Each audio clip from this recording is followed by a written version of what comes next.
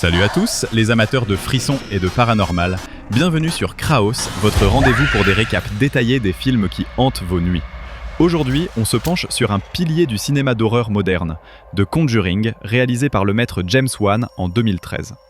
Inspiré des enquêtes réelles des démonologues Ed et Lorraine Warren, ce film transforme une histoire vraie en un cauchemar cinématographique rempli de possessions, de démons et d'une tension insoutenable. Si vous n'avez pas vu le film, c'est le moment de faire une pause. Spoilers massifs, incoming. On va plonger en profondeur avec tous les détails croustillants. Éteignez les lumières, serrez votre crucifix et let's go, si vous osez. Remontons à 1971 dans la petite ville de Harrisville, Rhode Island.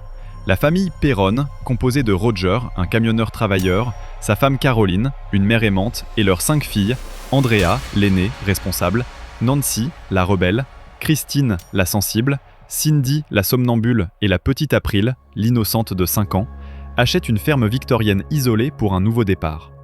La maison est immense, avec un sous-sol sombre et des pièces qui sentent le vieux bois. Mais dès l'arrivée, les signes avant-coureurs apparaissent. Leur chien, Sadie, refuse catégoriquement d'entrer et hurle à la mort dehors. Le lendemain matin, ils le trouvent mort, sans explication. C'est juste un hasard, se disent-ils. Erreur fatale. Les phénomènes paranormaux s'enchaînent rapidement. Toutes les horloges de la maison s'arrêtent à 3h07 précises chaque nuit, l'heure de la mort selon les légendes. Des applaudissements fantômes retentissent dans les couloirs vides, comme si des enfants invisibles jouaient à un jeu macabre. Les portes claquent seules, et une odeur de chair pourrie envahit les pièces au hasard.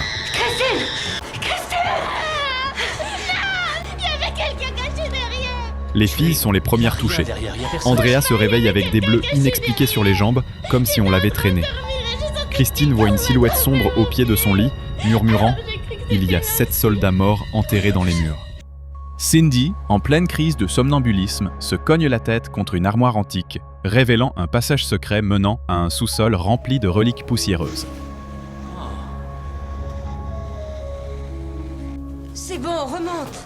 Vous descendiez les filles, il y a des araignées partout. Quelle horreur.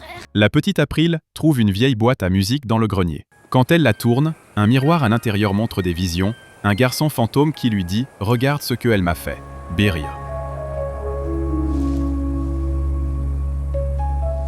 Et Caroline, elle est la plus vulnérable. Chaque nuit à 3h07, elle se réveille gelée, couverte de bleu et de morsures, comme si une force invisible l'attaquait. Roger essaie de rationaliser, c'est le vent ou des rats. Mais quand les oiseaux commencent à s'écraser en masse contre les fenêtres, formant des tas de cadavres plumeux, la famille craque.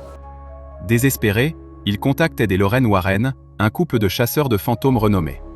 Ed, joué par Patrick Wilson, est l'homme d'action, un ancien flic devenu démonologue, armé de crucifix et de magnétophones. Lorraine, Vera Farmiga, magistrale, est la clairvoyante, capable de voir et sentir les esprits, mais ça la draine émotionnellement. Ils arrivent avec leur assistant Drew et une panoplie d'équipements, caméras infrarouges, enregistreurs EVP, pour capturer les voix des morts, et des cloches pour détecter les mouvements. Nous, on l'a acheté aux enchères avec la banque, alors on n'a jamais su qui vivait ici. Lorraine et moi, nous pensons que votre maison a besoin d'une purification, d'un exorcisme. Quoi? D'un exorcisme? Il faut qu'on s'en aille d'ici. Ça ne servira à rien, malheureusement. Lorraine a eu une vision. Tout à l'heure, j'ai vu l'entité diabolique qui hante votre maison et votre propriété. Dès leur entrée, Lorraine a une vision accablante. La maison est un nid de malédiction. Flashback historique, la ferme était autrefois la propriété d'une sorcière nommée Bathsheba Sherman au XIXe siècle. Accusée de satanisme, Bathsheba a sacrifié son bébé nouveau-né au diable avant de se pendre à un arbre dans la cour. Sa malédiction ?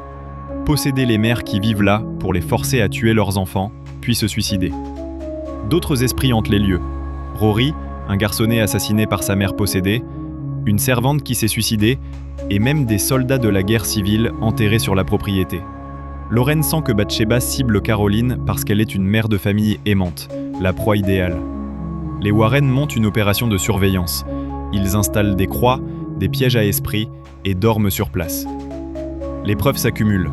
Une nonne démoniaque apparaît dans les coins sombres, riant sinistrement.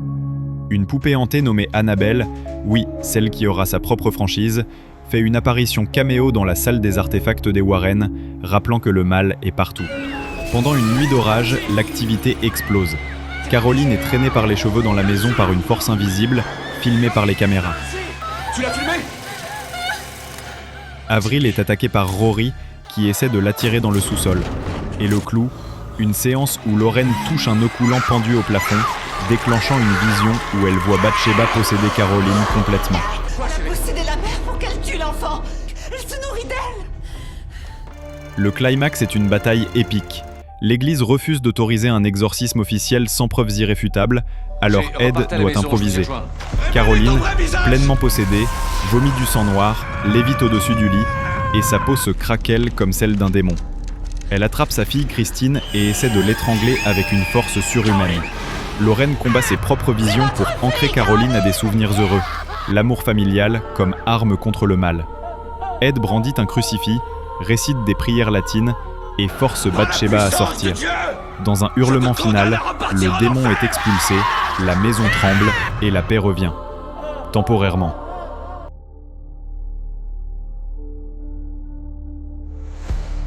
Donne-moi pardon.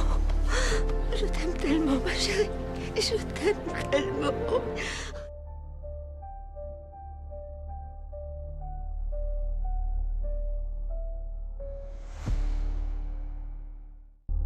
Pourquoi The Conjuring est-il un masterpiece? James Wan excelle dans la construction de la tension. Il utilise le son, ses applaudissements lents, et l'ombre plutôt que le gore pour terrifier. Les thèmes explorent la foi, la famille et le mal caché dans l'histoire américaine. Bathsheba représente les horreurs du passé colonial. Comparé à d'autres films comme The Exorcist, 1973, c'est plus subtil, moins graphique, mais tout aussi impactant. Les performances sont stellaires. Farmiga apporte une vulnérabilité touchante à Lorraine et Lily Taylor, Caroline, est terrifiante en possédée. Note IMDb, 7,5 sur 10, mais pour moi, c'est un solide 9 sur 10. C'est le film qui a lancé l'univers Conjuring avec des spin-offs comme Annabelle, The Nun et The Conjuring 2. Fun fact pour les geeks, le film est basé sur les vrais dossiers des Warren. La vraie famille Perron a confirmé 80% des événements.